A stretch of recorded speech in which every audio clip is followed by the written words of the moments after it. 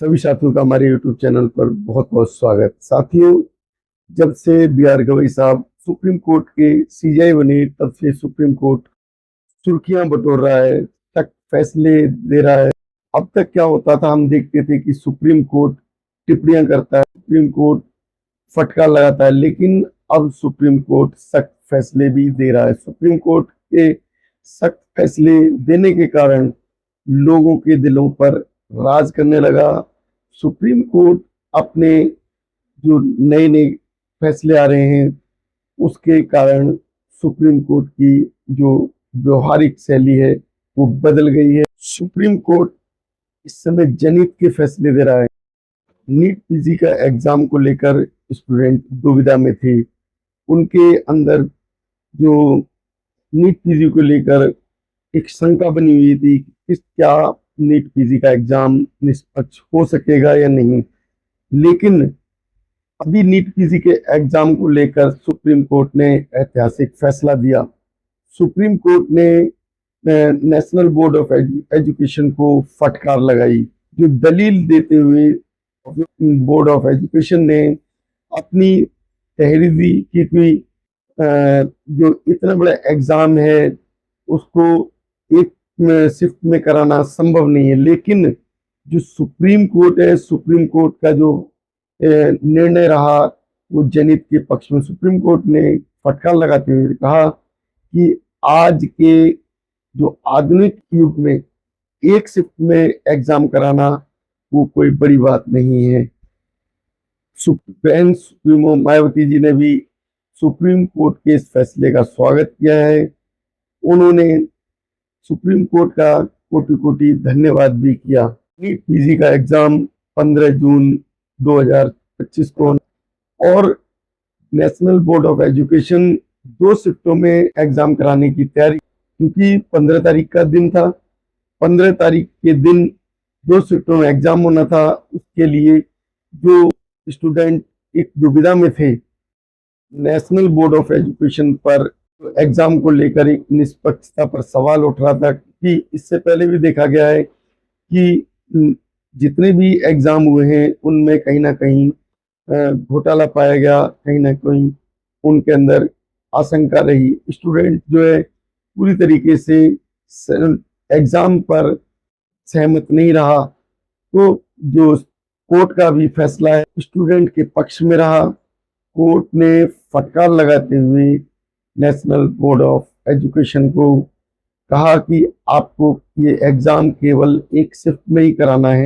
NEET PG के exam को लेकर सुप्रीम कोर्ट में एक याचिका दाखिल की गई और याचिका को सुनवाई करते हुए सुप्रीम कोर्ट ने ऐतिहासिक फैसला दिया और ये फैसला जनहित के पक्ष में रहा। 2 शिफ्टों में कराने का विचार बना रहा था, लेकिन अभी तक देखा जा रहा था कि जितने भी एग्जाम हुए हैं उसमें निष्पक्षता नहीं मिल पा रही है, क्योंकि अभी पिछले एग्जाम में हमने देखा था कि कितने ही घोटाले सामने आए थे और बोर्ड को मजबूरन दोबारा एग्जाम कराना पड़ा था। तो अभी जो फैसला दिया, एक शिफ्ट का फैसला, कहीं ना कहीं जो स्टूडेंट में खुशी का माहौल है, जो एग्जाम देने वाले बच्चे हैं वो सुप्रीम कोर्ट के इस फैसले से खुश हुए, सुप्रीम कोर्ट का दिल जीत लिया।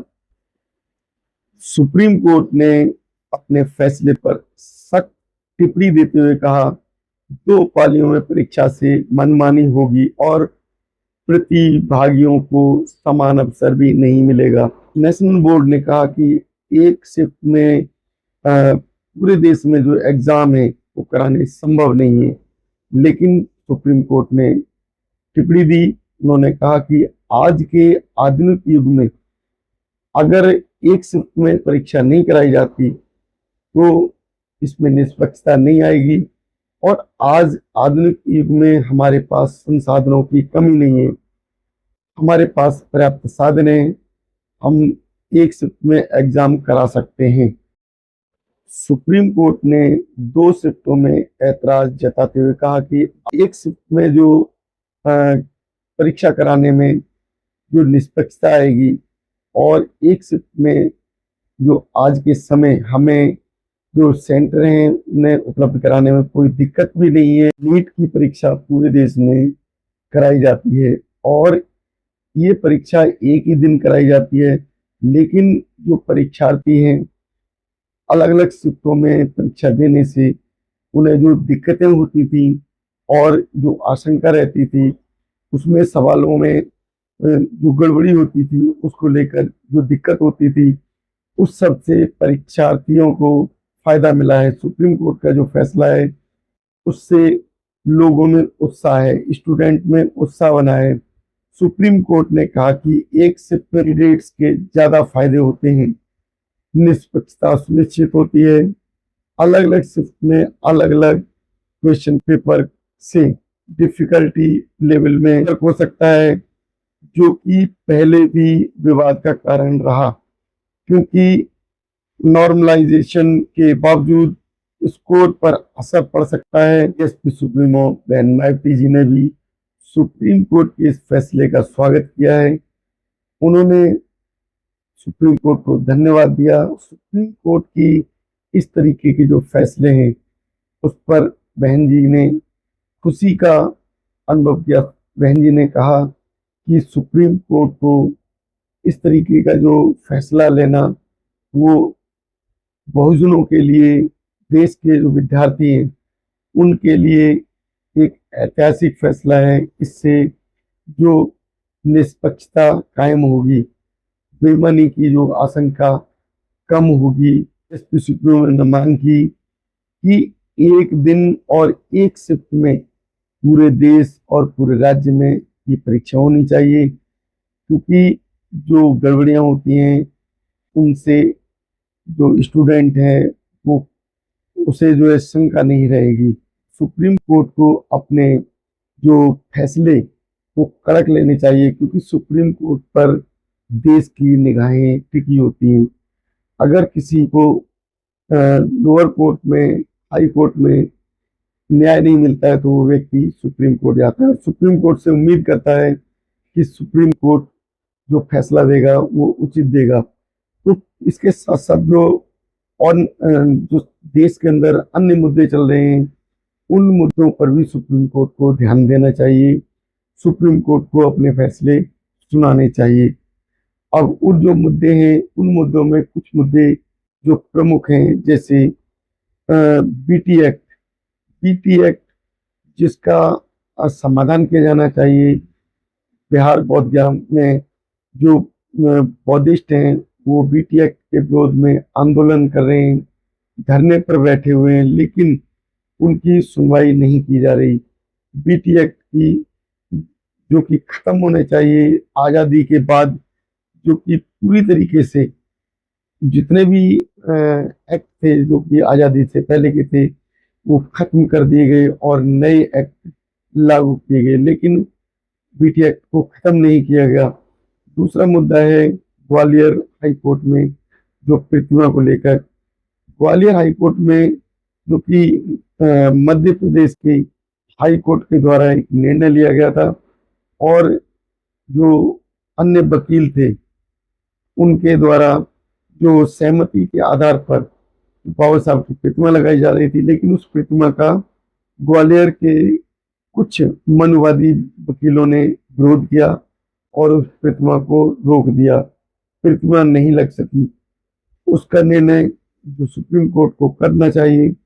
और इसके बाद जो राजस्थान के जयपुर हाई कोर्ट के अंदर मनु की प्रतिमा लगी हुई है, मनु की प्रतिमा जो कि 1989 में लगाई गई थी और 1989 से अब तक जो पिटीशन दायर की जा रही है सुप्रीम कोर्ट के अंदर वो पिटीशन खारिज कर दी जाती है, या फिर उन पिटीशन को इस आधार पर निरस्त किया जाता है कि जो प्रतिमा लगी है उसे नहीं हटाया जा सकता। लेकिन जो सुप्रीम कोर्ट है या हाई कोर्ट है या जो जिले कोर्ट है, डिस्ट्रिक्ट कोर्ट, वो कोर्ट एक न्यायालय है। न्यायालय में जो कानून चलता है और कानून बाबा साहब के द्वारा बनाया हुआ कानून है। बाबा साहब के जो संविधान के आधार पर कानून के निर्णय दिए जाते हैं तो बाबा साहब की प्रतिमा को लगनी ही चाहिए। और जो मनु की प्रतिमा जयपुर हाई कोर्ट में लगी हुई है उसे हटा देना चाहिए।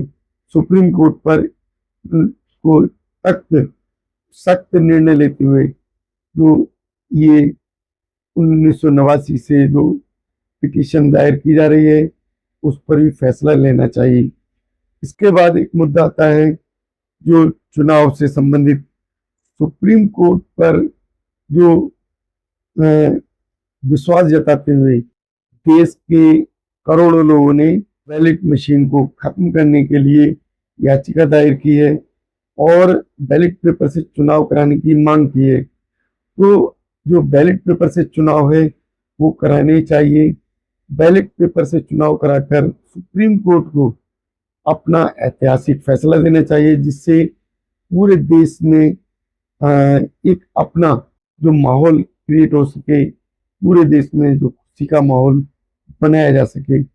और इस तरीके के जो फैसले हैं उन फैसलों पर सुप्रीम कोर्ट अपना निर्णय अवश्य दे, जिससे जो देश के अंदर ऐसे लोग जो कि मशीन से चुनाव नहीं चाहते, वो बैलेट पेपर से चुनाव चाहते हैं और मशीनी चुनाव में गड़बड़ियां होती हैं, उनसे मुक्ति मिल सके। तो जो समाज है वो उसकी लगातार मांग करता है, काफी समय से जो मांग उठ रही है उसको सुप्रीम कोर्ट को समझना चाहिए और बैलेट मशीन को खत्म कर देना चाहिए। बैलेट पेपर से चुनाव कराने के लिए निर्णय देना चाहिए। साथियों, आपकी हमारे इस वीडियो पर क्या राय है हमें अवश्य बताएं, हमारे कमेंट बॉक्स में लिखें। हमारे चैनल को सब्सक्राइब करें, वीडियो को लाइक शेयर करें। धन्यवाद। नमस्कार। नवोदय। जय भीम।